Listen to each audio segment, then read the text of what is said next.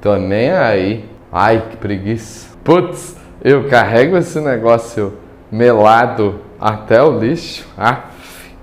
Pois é tão difícil mudar de rotina, né? Fazer diferente, mudar de hábito.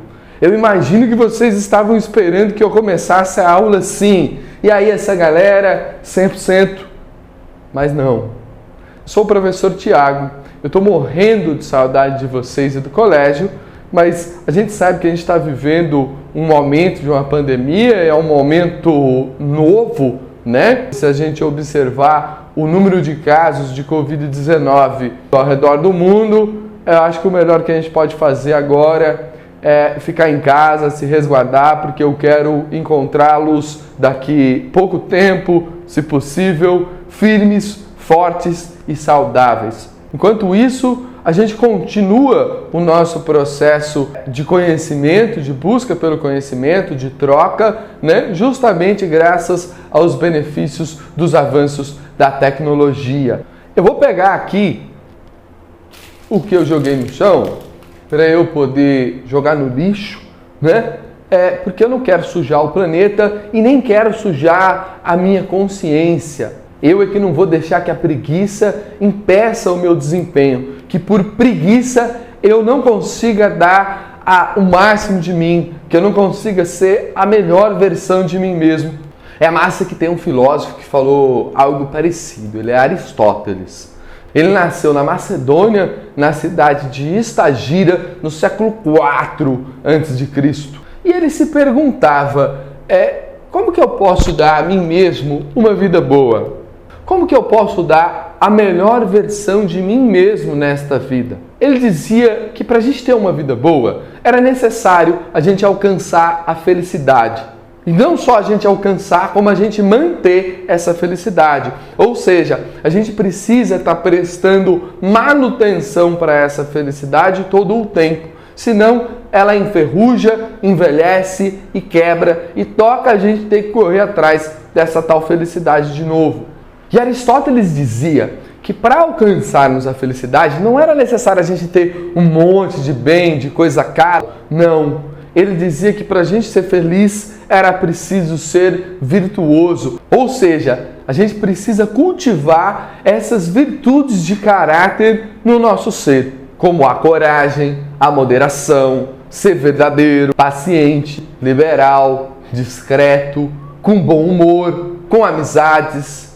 Isso é o que realmente valia a pena na vida, segundo Aristóteles. A dica desse filósofo para alcançar essas virtudes é justa medida, equilíbrio. Busque sempre o equilíbrio entre o excesso e a falta. Não seja aquela criança que por preguiça só quer brincar e não separa nenhuma parte do seu dia para os seus estudos, porque assim você não vai muito longe. Mas também não seja aquela criança que só estuda e não se diverte. Afinal, vocês são crianças e brincar é bom, necessário, faz bem. Agora, Aristóteles diz que o que realmente traz a felicidade é você conseguir alcançar a meta, se propor uma meta e conseguir traçar métodos, caminhos para você alcançar essa meta. Por exemplo, eu vou aprender a tocar violão essas férias, ou eu vou ler tal gibi essa semana. Para isso, eu preciso estipular que eu preciso treinar, por exemplo, violão pelo menos 1 hora por dia.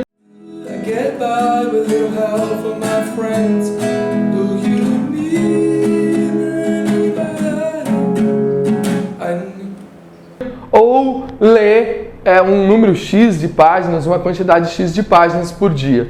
Agora, se o que nos traz a felicidade é alcançarmos essa vida virtuosa e conseguirmos, na verdade, mantê-la agindo de modo correto, de modo bom, para mim, para o planeta e para os outros, porque, na verdade, eu sou membro da sociedade, eu sou, como Aristóteles disse, um ser social. Então, se eu faço bem para os outros, indiretamente eu estou fazendo bem para mim mesmo. A mesma coisa com o planeta, que é a minha casa. Se eu faço bem a minha casa, se eu cuido da minha casa, melhor para mim. Frente a isso, a dica que eu dou é: plante aos poucos.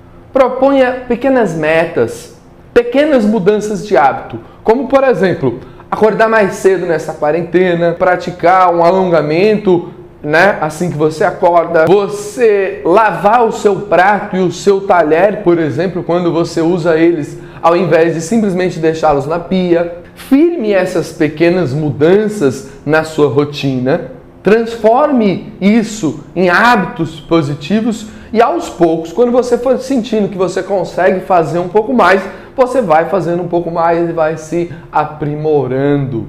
Mas como a gente sabe o que a gente tem que fazer? Porque na minha casa tá tudo organizadinho, tá tudo certinho, limpinho. Uma lição que a gente aprendeu foi a de conseguir tomar distância das coisas, para enxergá-las em seu contexto. Um exemplo prático. Eu consigo ter uma melhor percepção de jogo, pensem comigo, se eu estiver numa partida de futebol dentro do campo, ou se eu estiver um pouco distante, um pouco acima, que eu consiga visualizar o campo todo, que eu consiga visualizar exatamente, por exemplo, a posição de todos os jogadores. Olhem essa imagem aqui, ó. Tadã! Muito bem, vocês vão reconhecer ela. Inclusive, a gente brincou com os personagens dela.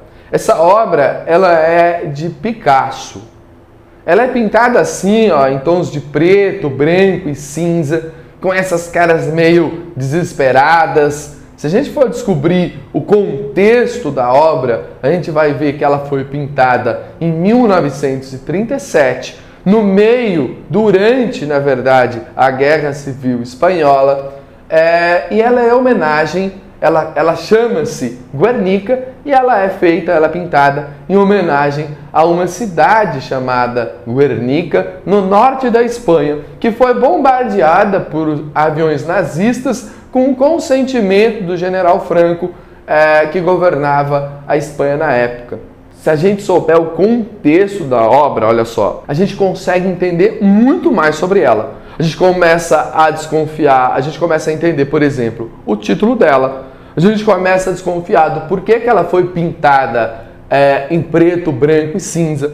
O porquê que a feição, a cara dos personagens estão assim, tão horrorizadas, tão desesperadas. O porquê, por exemplo, que existem braços e pernas e pés decepados no quadro. Ou seja, quando a gente começa a contextualizar essa obra, a gente começa a ter uma visão muito mais ampla, muito mais rica, muito mais detalhada, muito mais crítica da própria obra. Agora é curioso a gente pensar que não existe nada fora de contexto. Nós sempre existimos em algum lugar, em alguma família, em alguma escola. Para deixar o negócio um pouco mais complicado, o que é existir, será, hein? Jean-Paul Sartre é um filósofo que pode nos ajudar com essa questão. Ele diz que a nossa existência varia de lugar para lugar. Por exemplo, se eu tivesse crescido e vivesse na Argentina, ao invés do Brasil, eu falaria castelhano e não português. A mesma coisa se eu morasse nos Estados Unidos, ao invés de morar no Brasil. I would speak English and not Portuguese. Porque o ser humano se adapta ao contexto em que ele vive. Isso significa dizer que eu não posso falar português nos Estados Unidos? Não, de maneira alguma. Você pode falar português nos Estados Unidos. Mas saiba que se você só falar português nos Estados Unidos, você vai conseguir se comunicar com um número muito menor de pessoas. Ou seja, o contexto me influencia, mas ele não determina quem eu sou. Tudo que a gente faz ou deixa de fazer é escolha nossa. A gente não consegue controlar, por exemplo, muito bem o contexto em que a gente se encontra. Por exemplo, essa pandemia. Mas nós somos livres para escolher como nos comportar frente a ela. Se a gente se resguarda em casa, cuidando dos nossos avós, dos nossos pais, ou se a gente sai à rua, inevitavelmente criando um número maior de infectados. Por isso Sartre afirmou que o ser humano está condenado a ser livre. Repara só nessa frase. Condenado é uma coisa boa? Quando você está condenado a algo, é uma coisa boa? Não, né? Agora, por que será que o Sartre vai associar liberdade a uma condenação? ele diz que a necessidade de tomar decisões, ela traz um peso muito grande, porque nós podemos tomar boas ou más decisões. Agora, mesmo que a gente escolha, por exemplo, abrir mão da nossa liberdade para que outro escolha por nós, isso é uma escolha nossa, inevitavelmente. E é uma escolha por preguiça, né? A gente viu que a preguiça não é lá uma boa virtude, né? Mas o mais legal do que o Sartre fala é que ele diz que a nossa consciência, que a nossa identidade, ela não é um ponto fixo. Ela não é, por exemplo, um ponto de parada, um ponto de ônibus, mas a nossa identidade é a própria estrada. Ou seja, nós construímos quem nós somos através das relações que nós estabelecemos com o mundo, através dos acontecimentos que a gente vive. E nisso eu vou aprendendo coisas novas, redescobrindo, coisas velhas. Nessa perspectiva, eu não sou, eu estou sendo, aprendendo e me construindo a cada dia. Agora, para encerrar essa aula, eu vou ler um trecho desse livro aqui, ó, Pimpa, do filósofo norte-americano Matthew Lipman, em seu programa Filosofia para Crianças. Vamos lá. Sei que você quer que eu continue minha história, mas tudo isso me aconteceu e, de algum modo, tudo isso tem a ver com a história que eu inventei. Por isso, eu preciso mesmo contar para você. Além disso, é falta de educação ser insistente. Está certo, talvez, às vezes, eu conte coisas que não têm nada a ver com a história, como o fato de que eu consigo dar 3 cambalhotas em seguida. Isso não tem nada a ver com a minha história. Mas será que você consegue dar 3 cambalhotas em seguida? Não me olhe desse jeito.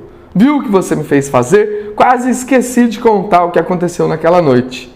Naquela noite, a vovó estava dormindo em casa e ficou na minha cama. Eu e Marina dividimos a outra cama. Eu acordei durante a noite porque eu estava tendo um sonho esquisito. Não um sonho ruim, só meio assustador. A luz da rua que bate na janela estava apagada e por causa disso o quarto estava completamente escuro. Percebi então que algo estava atravessado sobre a minha perna direita. Pensei que fosse Marina e por isso dei-lhe um empurrão e falei: Marina, tira essa perna de cima de mim. Mas devagarinho a perna escorregou de volta e parou no mesmo lugar, onde estivera antes. Eu empurrei de novo e como já estava meio brava, eu falei: sem essa, Marina. Mas, devagarinho, a perna voltava mais uma vez. Então eu a agarrei. Parecia feita de borracha, dobrava para qualquer lado que eu a virasse. Puxei o pé para perto da minha cara para que eu pudesse vê-lo. E sabe o que aconteceu? Ele me pareceu muito familiar. De fato, parecia até meu pé. Na verdade, era o meu pé. Ele tinha adormecido e isso me fez pensar que fosse o pé de Marina. Na manhã seguinte, quando contei para Marina o que tinha acontecido, perguntei: você acha que se minha cabeça adormecer, eu vou pensar que ela é sua? Marina olhou para o gato, que estava no chão da cozinha caçando o rabo, e disse: toma seu café. Vê, essa é a grande diferença entre nós. Marina nunca vê nada como problema. Não é que ela ache que sabe todas as respostas, é só que ela não está interessada nas perguntas. Nesse trecho, a gente pode ver que Pimpa é uma menina filósofa, porque ela sempre fica admirada ou espantada com alguma coisa. Seja com a sua perna dormindo, ou com as possibilidades do que pode acontecer se a sua cabeça dormir. O que quer dizer a cabeça dormir? Quando a gente deita e dorme, a cabeça dorme? Se ela dorme, como que ela continua funcionando para a gente sonhar? O que é o sonho? Será que ele significa alguma coisa? Nossa, são tantas coisas para a gente pensar.